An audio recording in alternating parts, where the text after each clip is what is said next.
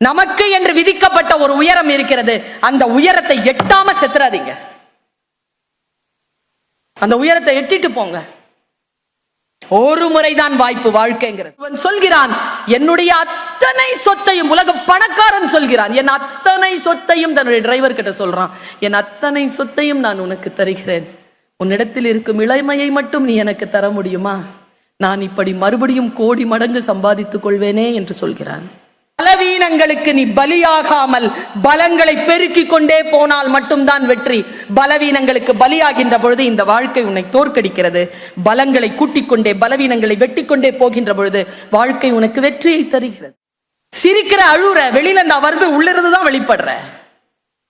நீ முடிவு செய், நீ யாராக வரணும்னு.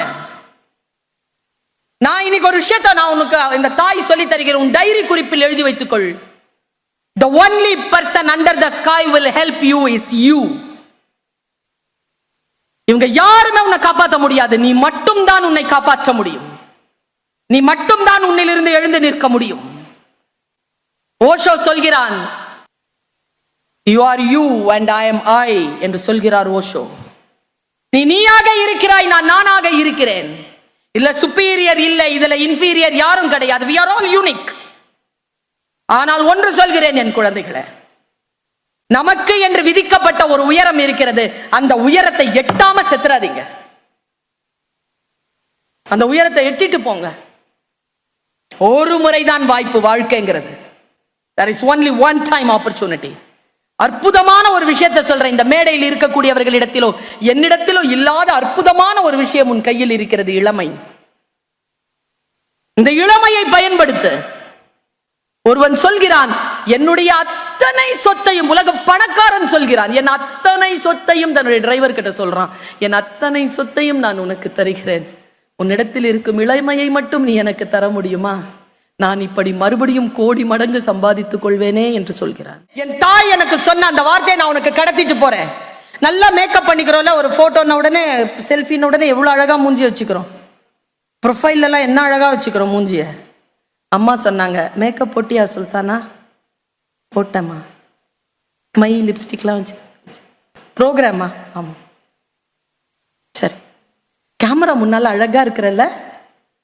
செருப்பு போடும்போது சொல்றாங்க, எங்க அம்மாக்கு 76 வயசு, 45 வயசு கடந்துருச்சு எனக்கு. என்ன பார்த்து சொல்றாங்க, என்ன சொன்னாங்க தெரியுமா? கேமரா முன்னால அழகா இருக்கணும்னு நினைக்கிறல்ல, அந்த மாதிரி உன்னை பர்மனண்டா ஒரு கேமரா பார்த்துக்கிட்டே இருக்கு, அதுக்கு முன்னாலையும் அழகா இரு, அந்த கேமராவுக்கு பேர் கடவுள் அப்படின்னு சொன்னாங்க. என்ன ஒரு வார்த்தை அது! இறைவன் உன்னை பார்த்து கொண்டே இருக்கிறான், அவனுக்கு முன்னால் முடிந்தால் அழகாக இரு என்று சொல்லிவிட்டு போனாள் என் தாய். சொல்தான். அம்மாவுக்கு எதுவுமே மறைக்காத, அம்மாவுக்கு மறைக்காத. அம்மாவுக்கு மறைச்சான் ஒருத்தன், டேய் கிருஷ்ணா உன்னை கொலை செய்யணும்னு முடிவு பண்ணிட்டான்டா, நான் முடிவு செய்யறேன்டா உன்னை காப்பாத்துறேன், வாடா தங்கமே, என் தங்கமே வாடா, போய் குளிச்சுட்டு வாடா. கூப்பிட்டா காந்தாரி துரியோதனனை. வரும்போது கிருஷ்ணன் சொன்னான், என்னடா அம்மனமா பாரு, அம்மா முன்னால அம்மா தான் கூப்பிட்டுச்சு. சி, மறைக்க வேண்டியதை மறைச்சிட்டு போடா, பொம்பளை இல்ல. வாழை இலை மறைச்சிட்டு போய் நின்னா, கண்களை கழற்றி கண்களினுடைய அந்த திரையை எடுத்து அந்த கண்களில் இருக்கக்கூடிய அத்தனை சக்தியும் அந்த உடலில் பாய்ச்சினாள் தாய் காந்தாரி. வஜ்ரமாக்கினாள் அந்த உடம்பை. இடுப்பு பகுதி மட்டும் மறைஞ்சு இருந்தது. தர வரைக்கும் பார்த்துட்டு கண்ணை மூடிக்கிட்டு கதறி அழுதாள் காந்தாரி. தவறு செஞ்சுட்டியே தங்கமே, ஏண்டா பகுதியை மறைச்ச, என் பார்வை படலையேடா. கிருஷ்ணன் தாம்மா சொன்னான் மறைச்சிட்டு போன்னு, நான் எப்படி பிள்ளை இல்லாம சாவ போறேனோ அவனா நாதையா சாவாண்டான்னு சொல்லிட்டு சாபம் இட்டுட்டு போனா காந்தாரி. நீங்க பாருங்க, துரியோதனனுக்கு உடம்புல எங்க அடிச்சாலும் உயிர் போகாது, அம்மாவனுடைய கண் படாத தொடையில் அடித்தால் உயிர் போகும். இந்த கதை எதுக்கு நமக்கு? தாய் தந்தைக்கு எதையும் மறைக்காதீர்கள், நீங்கள் எதை மறைக்கிறீர்களோ அதனால் உங்களுடைய வீழ்ச்சி அதில் எழுதப்பட்டிருக்கிறது என்பதனை நாம் நினைவில் வைத்துக் கொள்ள வேண்டும் என்பதற்காக துரியோதனன் கதையை மகாபாரதம் நமக்கு சொல்கிறது. லேர்ன் குழந்தைகளை, எல்லா விஷயங்களையும் லேர்ன் பண்ணுங்க. திஸ் இஸ் ரொம்ப இமோஷனலா இருக்கிறேன் நான். லைஃப் நமக்கு கொடுக்கிற மிகப்பெரிய ஆப்பர்ச்சுனிட்டியா நான் நினைக்கிறேன். என் பிரார்த்தனை என்ன தெரியுமா? உள்ளே நுழையும் பொழுது நான் ஒரு வினாடி நின்றேன், திரும்பி பார்த்தேன் அவர்கள் வருவதற்காக. என் மனசுல ஒரு பிரார்த்தனை வேகமா ஓடுச்சு. இறைவா, இத்தனை ஆயிரம் குழந்தைகள் என் பேச்சை கேட்க காத்திருக்கிறார்கள். எல்லோருடைய வாழ்க்கையிலும் ஏதேனும் ஒரு மாற்றம் நிகழ்ந்து விட வேண்டும் தான். அவ்வளவு பேராசைக்கு மத்தியில் என்னுடைய ஒரே ஒரு பேராசை இருக்கிறது. இந்த கூட்டத்தில் யாரோ ஒரு குழந்தையினுடைய வாழ்க்கையாவது மாற்றக்கூடிய வல்லமையை இந்த நாக்கில் வார்த்தைகளாக தரமாட்டாயா? அப்படித்தான் நான் வேண்டிக் கொண்டு வந்தேன். அந்த ஒரு குழந்தை இந்த கூட்டத்தில் யாருன்னு எனக்கு தெரியாது. அது நீங்களாக இருங்கள் என்று உங்களை நீங்கள் பிரார்த்தித்துக் கொள்ளுங்கள். நான் பைபிளில் படித்த ஒரு விஷயத்தை சொல்லிட்டு போறேன். Stay prepared. டீச்சர்ஸ் எவ்வளவு கஷ்டப்படுறாங்க நீங்க ஜெயிக்கணும்ட்டு. forget about them. என்ன தெரியுமா, நீ ஜெயிக்கணுங்கிறதுனால உலகத்தோட போராடலாம், ஆனா நீ ஜெயிக்கிறதுக்காக உனக்குடைய போராடுறதுக்கான ஒரே வேலை டீச்சர் வேலை தான். உன்னை ஜெயிக்க வைக்கிறதுக்காக உன்கிட்டயே நான் போராடணும். வேற எந்த வேலையும் அப்படி இல்லை. வெளியில போராடினா போதும். உன்னை வளர்க்கறதுக்கு வெளியில போராடி உனக்கு சம்பாதிச்சு கொடுத்தா போதும். உன்னை வளர்க்கறதுக்கு உன்கிட்டயே போராடுறது நாங்க தான். எப்படியாவது படிச்சிரு, எப்படியாவது பாஸ் பண்ணிடு, இந்த நோட்ஸை தர, இதை படிச்சிரு, நீ இதை கவனிக்க மாட்டேங்கிற, அதுதான். இந்த கவனிச்சுட்டேன்னா நீ வந்துருவ.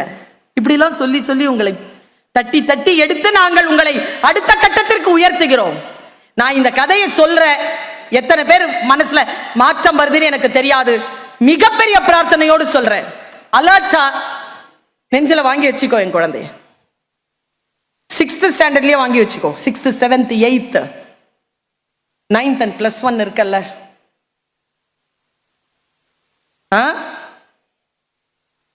10th இருக்கியா? 10th ஸ்டாண்டர்ட்க்கு சொல்றேன்.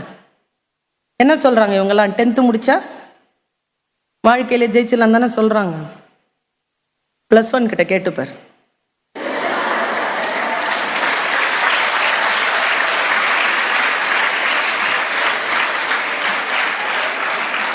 அப்படிதான் சொல்லுவாங்க.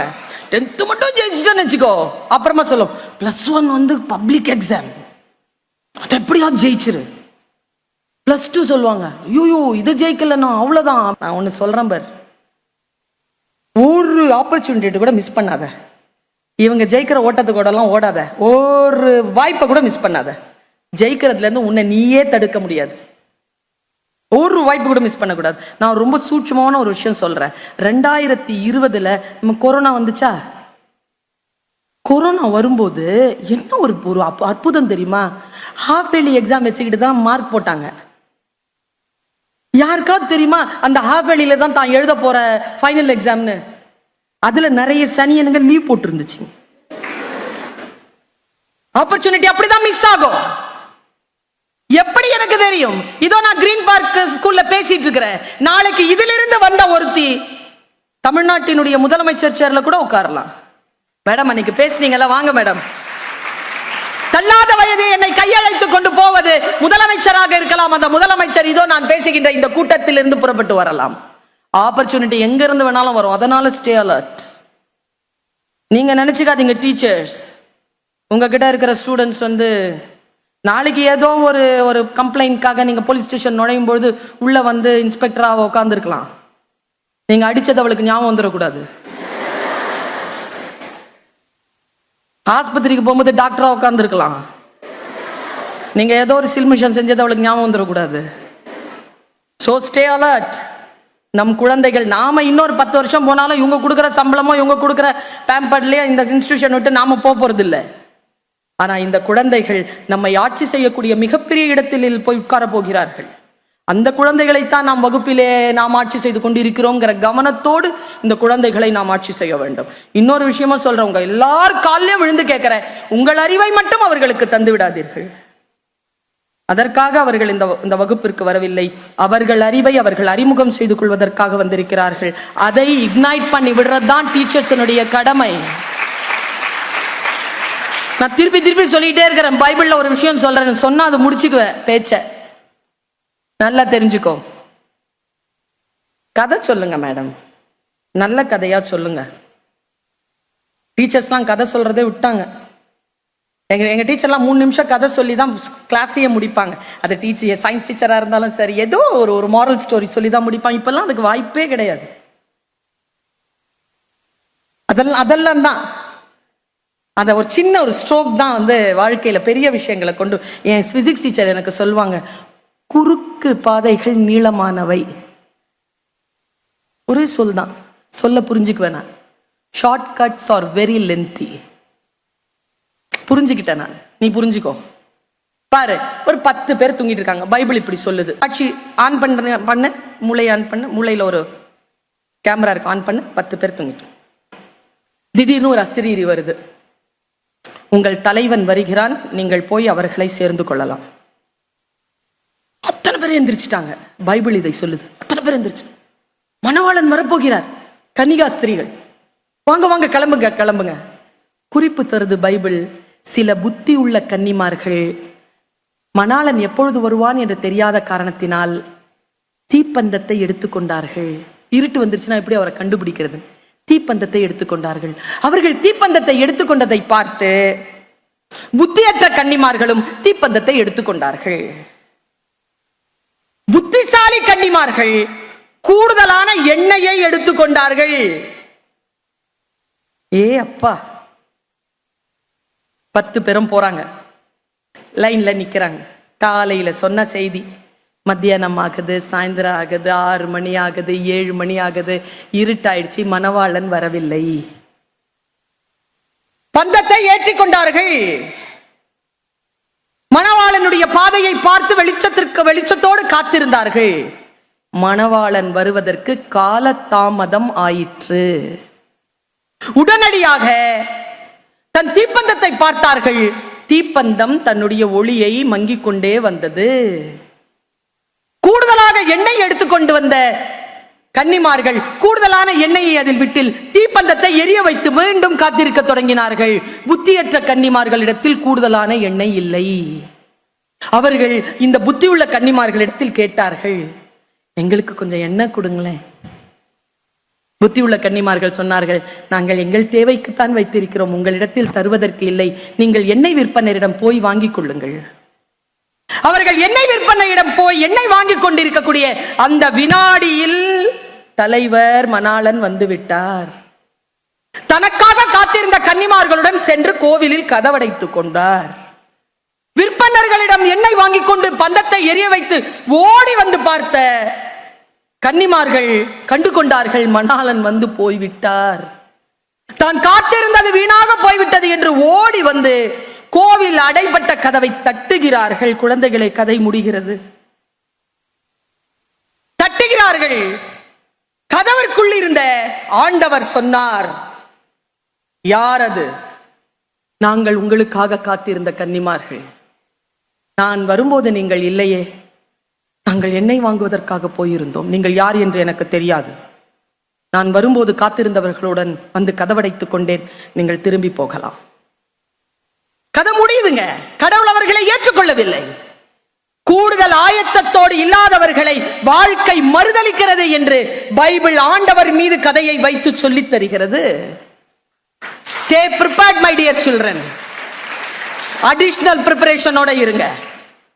யாருக்கு தெரியுமா இந்த உலகம் வாய்ப்பு தருகிறது? யார் ஒருவர் அடிஷனல் குவாலிஃபிகேஷனோட இருக்கிறார்களோ அவர்களுக்கு தான். Just have additional qualification. அடிஷனலா என்ன பண்ண முடியுமா? அடிப்படையாக இருப்பதையே நீங்க வந்து பார்த்துட்டு இருக்கிறீங்கன்னா அதுக்கு மேல ஏறி நிக்கணும். அவங்களுக்கு தான் வெற்றி. இந்த உலகம் போட்டிகளால் நிரம்பி இருக்கிறது.